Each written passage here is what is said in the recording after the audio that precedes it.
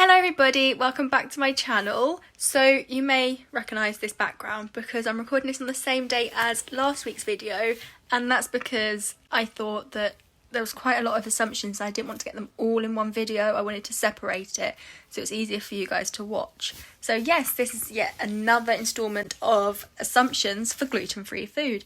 If you're new here, make sure you click on subscribe and like if you enjoy the video, and let's get started.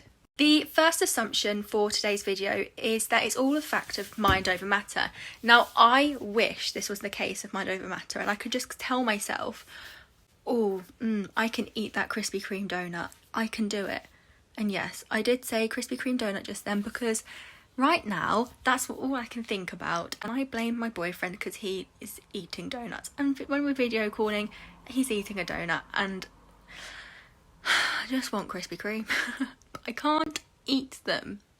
So yeah, I wish it was a case of mind over matter, but it's not. This assumption is very similar to last week's assumption, and it's alright, it's just low gluten.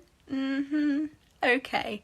No, I wish that was the case, but I know some things are made with harder glutinous substances than other, but I can't.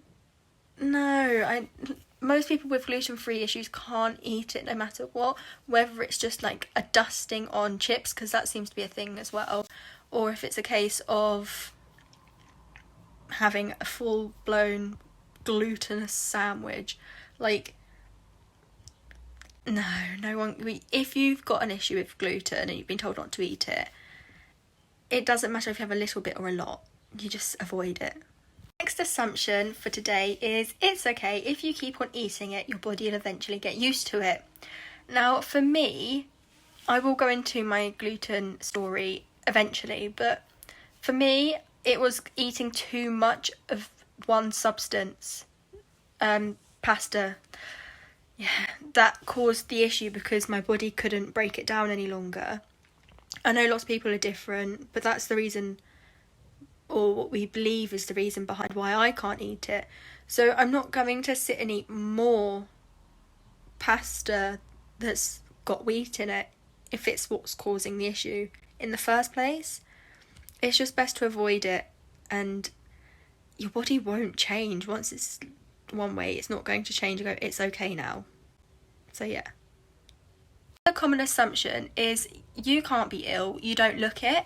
Now, some days, yeah, I will look ill, and other days I'll look completely fine to people, but I will be in a lot of pain and I will feel so ill and bloated. So, for example, if I'm wearing something that doesn't show my stomach, so if I'm wearing a baggy jumper, for example, you won't be able to see how bloated I am because obviously it's a baggy jumper.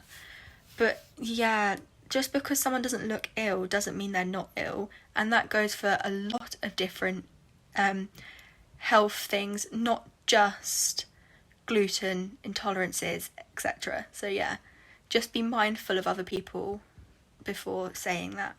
Okay, and the next one is you're just being silly, it's just a fad or diet. I mean, some people do it as a diet option and some people do it because of it's a fad or whatever, but for majority of people who have to eat gluten-free, it's not because they want to lose weight or gain anything from it. It's because they have an issue with it and they need to not eat it to make sure that they're better, to make sure that their health is first. So yeah, it's not a fad for most people. I'm sorry to say that. Another assumption that I've had before, and I've seen many people have before, is that if you are gluten-free, you can't have things like milk or cheese. And we can. It's if you're lactose intolerant, you can't have them things. For people who have a wheat intolerance, a wheat allergy or celiac, we can't eat, well, for me, I can't have wheat. I can still have barley and rye at the moment. I'm not going to try and curse myself there, but people with celiac disease can't have wheat, barley or rye. Like, it's not something you can just change. And I know some people do have lactose intolerance, and quite a lot of people who have celiacs or gluten-free are also unable to eat dairy, but it's not everybody. So yeah, everyone's different in multiple ways. Again, this one's cropped up again. You're fine if you eat a little bit. You're not. Really, you're not. It's best to just avoid. It's like saying to someone who's vegetarian, oh, it's okay if you eat a little bit of mincemeat, it's alright. Like, no, you can't. If you've got a reason behind you not eating something, and in a lot of pain, it's not something I can just have a little bit of. So yeah, just make sure that we're being kind, and a little bit's not going to be helpful at all. And I know vegetarian is a choice in a way. Gluten-free for majority of people is not a choice, and thoughtful. And yeah, trust me, I'd much prefer to not be gluten-free and be able to afford more things, because like a loaf of bread you can get for 50p, but as gluten-free it's £2.50 or roughly.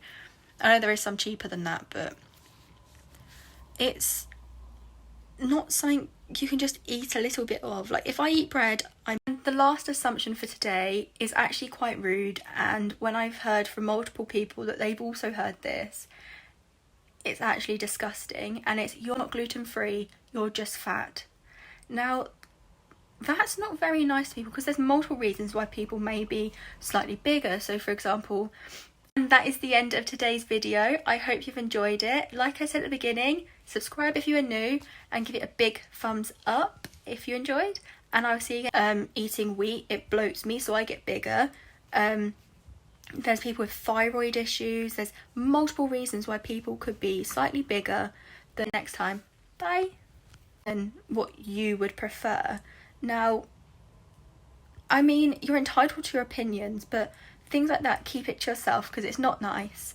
And trust me, I'm pretty sure everyone with a wheat allergy or gluten intolerance, wheat intolerance, celiacs would prefer to be able to live life like anybody else without the allergy. But we have it and we just adapt. So please be kind to each other. If you don't have anything nice to say, don't say anything at all.